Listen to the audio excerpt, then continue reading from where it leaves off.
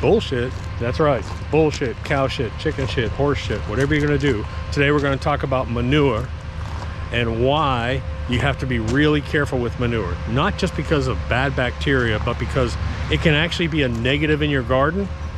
I'm going to show you how it stops. We've got some manure out here that just stopped growth completely. You have to understand what you're doing with it. And I'm going to show you how to make manure, composted manure, come alive. Composted manure really is kind of dead, and I'm going to show you how to make it come alive. Hold on.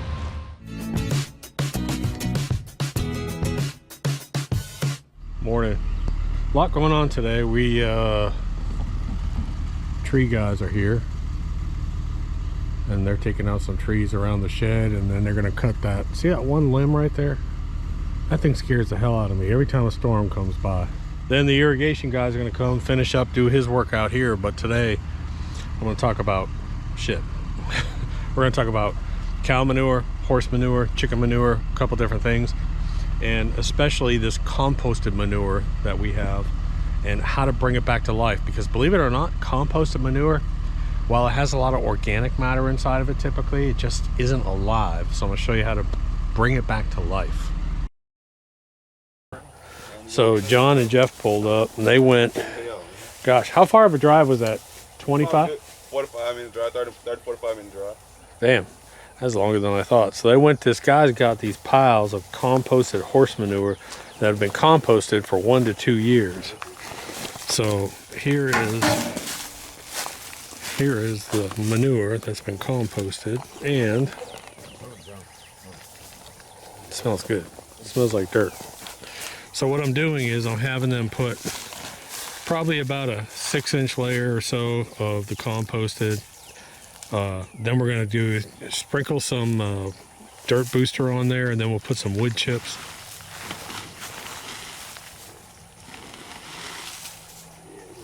Heavy, and then we're going to take some of these old wood chips. I'm going to put it on first. It doesn't matter, either way. Just a few old wood chips in here. Believe it or not, earthworms have started to move into these wood chips. It's kind of surprising. So this, over there I have those wood chip piles.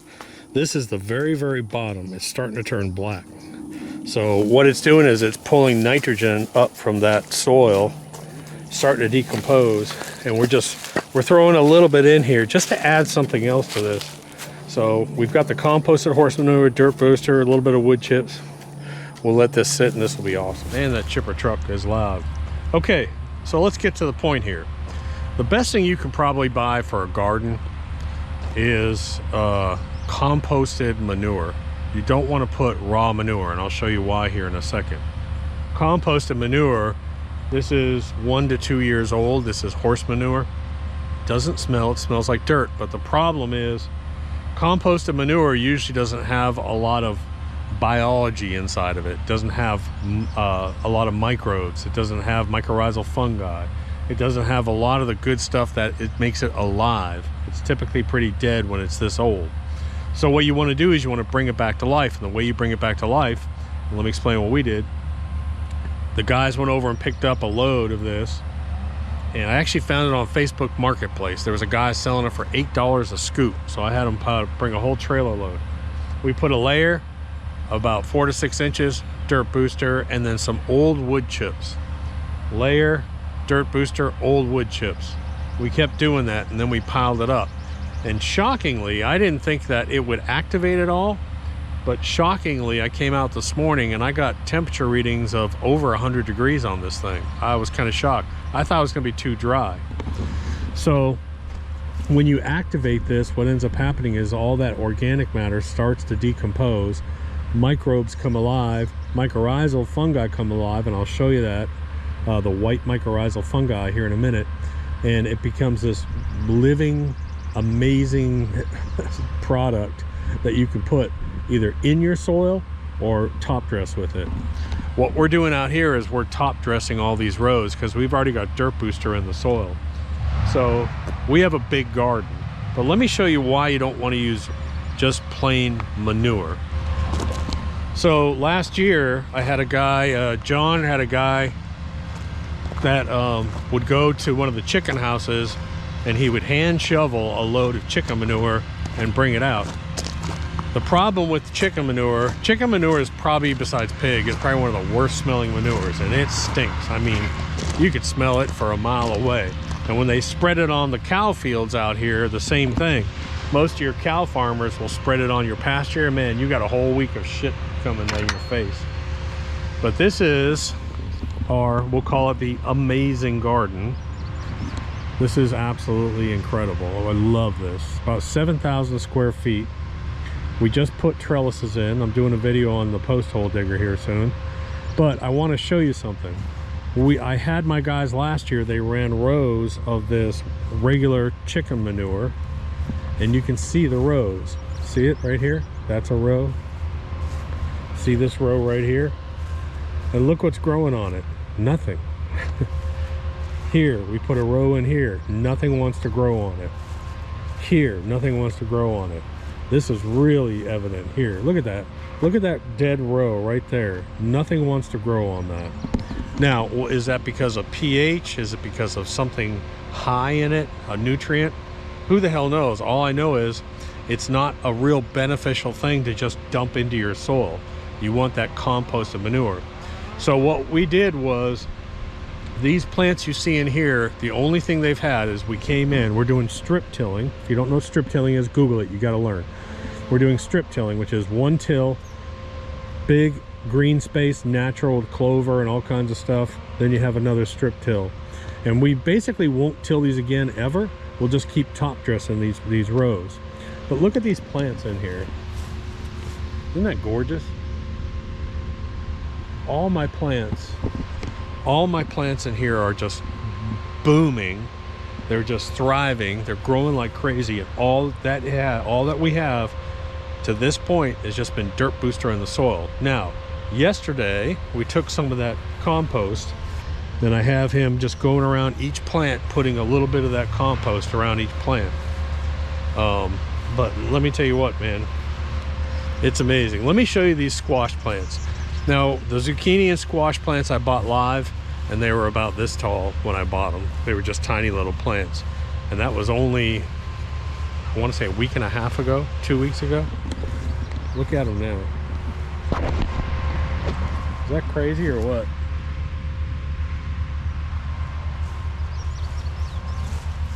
Isn't that gorgeous?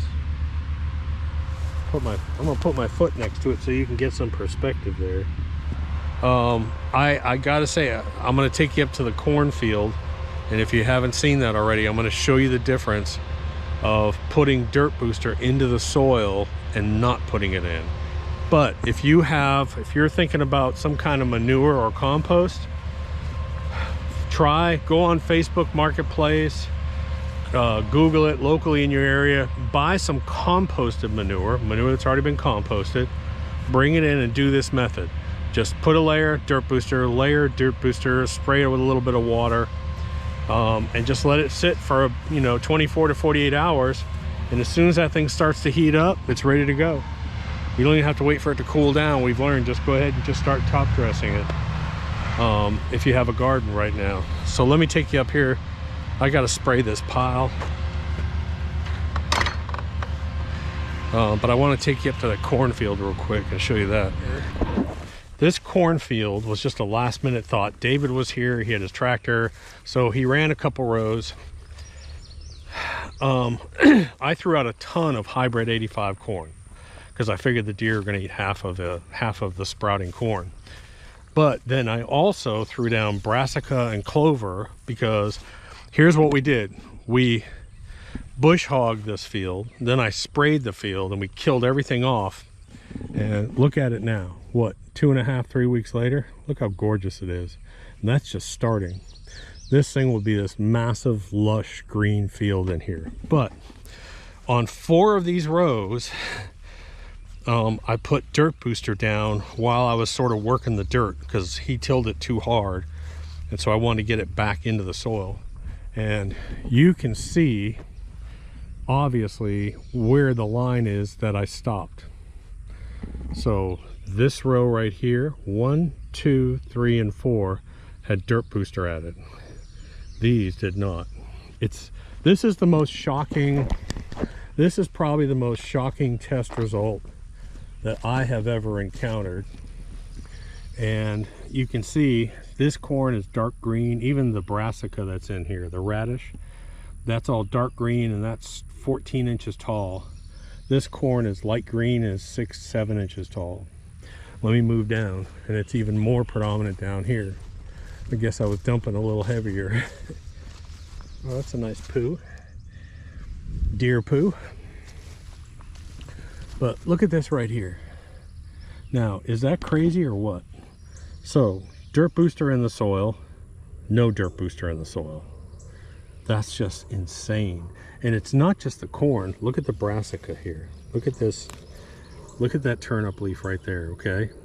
Compared to, look at the two comparison there. Look at it. That's crazy. Absolutely crazy. So, if you're doing any tilling, you're putting in a new lawn, you're going to till some strips in your garden, whatever you're doing, put dirt booster right into the soil too. So if you watch my other video on UTV hacks, you'll know that my cooling fan runs as soon as I turn on my ignition. It runs all the time, but I put a switch in because I don't want it running while I'm using this pump.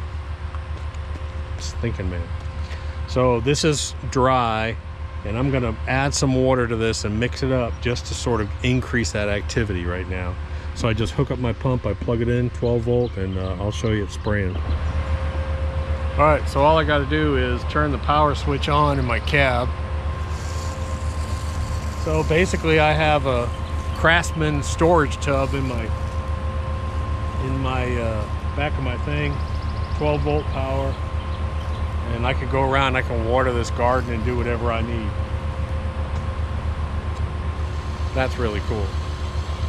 How much dirt booster for the compost? This is a pretty big load of compost. It was a full trailer, and we used, I think we only used 2 bags of dirt booster because there's 2 empty boxes over there. I only put 2 boxes of dirt booster on this. And man, it's alive. It really is.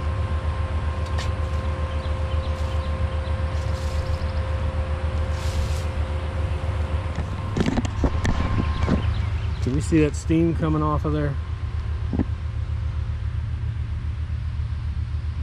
That's what I'm talking about right there. I mean, that's got to be 105, 110 degrees, and it's just alive. And what you're starting to see that white right there? That's mycorrhizal fungi. That white. Man, that's hot. Let me get my temperature gauge real quick. This is the official laboratory measuring for compost piles. It's a Weber grill thermometer. Let's see what we're talking about here, man. This just looks, look at that. Wow. Wow. Look at that. That's going to go up to over 120 degrees. Yep, look at that. That's crazy. But this is coming alive. Now when we take this stuff, I'm going to grab a sample later, we send it off to Clemson University. The nutrients are off the chart. NPK really high, organic matter high, CEC, cation exchange capacity, that's really high. Everything in here is just through the roof. It's just amazing. And it's all natural. It's not like you're putting synthetics down. You can put it around your plants, dump it into your dirt, mix it into flower beds, vegetable beds, whatever you want. People ask if you can put it on your lawn. I would say no, unless you have some bald spots, you know, that you're trying to fix. Then sprinkle a little bit on there, but other than that, no. Now some people say, I had a whole bunch of flies on my pile. Dude, it's shit. What do you expect? You're gonna have flies come onto your pile. They're attracted to it. Don't worry about it. The more bugs, the better. And all I'm doing is just sort of going around, trying to work this in deeper. So a lot of people think it's a myth.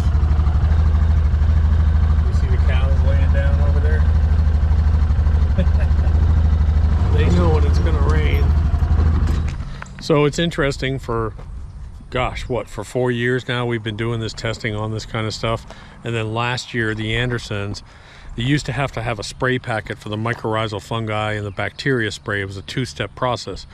Last year, they came out with Dirt Booster Plus, which incorporated everything all in one. So you just put it on, that's it. Man, that thunder's rumbling. Doc, you're gonna die out there. Yeah, I know. Okay, so this is the pile right here that I treated, and I don't think it's gonna be heating up, but we're gonna see. Let's see what she does. Huh? She's starting to kick up. 99, 100, and I'm sure we can find a little hot pocket somewhere. 103, 104.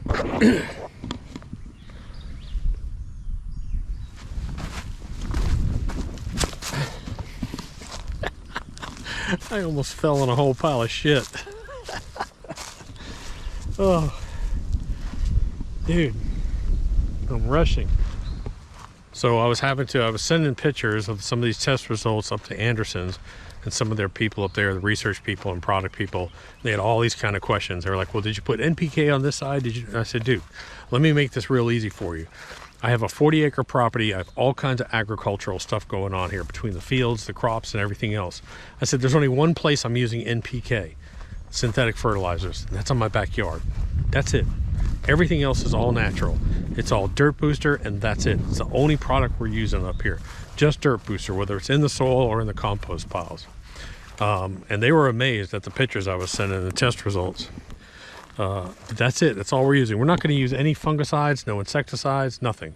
I did want to show you, I feel droplets coming, but I did want to show you this. This is the future home of our orchard right here. And I bought a post hole digger, a cheap post hole digger. I'm going to do a review for you on it, but we started to drain out some of these holes, dig out these holes. And we're going to have apples, peaches, pears, and plums. And that video is actually really funny when you watch it, because John and Ryan were here and we were giving each other crap all day. That's a funny video. You're going to want to hit subscribe because you're not going to want to miss that video when I put it out. It's a funny video. So anyways, guys, I've been saying this for years. We've been doing this testing for years. So we actually started this off using chicken feed. The chicken feed put off a little bit too much phosphorus for us. Then we came out with this, the Dirt Booster product, and then Anderson's, after 2 years, refined it to be an all-in-one inclusive product. It's fantastic. Put it on your lawn as often as you want, every single day. If you want to go out and put Dirt Booster on your lawn every single day, do it, because it has no nutrients in it that are synthetic. Look at that. Isn't that gorgeous? This is our wildlife field. I got to show you this. I just cut it yesterday. But look at the biodiversity in here. Isn't that amazing? Ryegrass, clover, buckwheat. That is just absolutely gorgeous. In a couple of years, that soil will be absolutely amazing. Absolutely amazing, because it stays green all year round. Anyways, guys, hit subscribe, and it's kind of a rough video, I know, but this is real life here. We got a lot going on. I'll talk to you later. Doc, I gotta go put this thing away.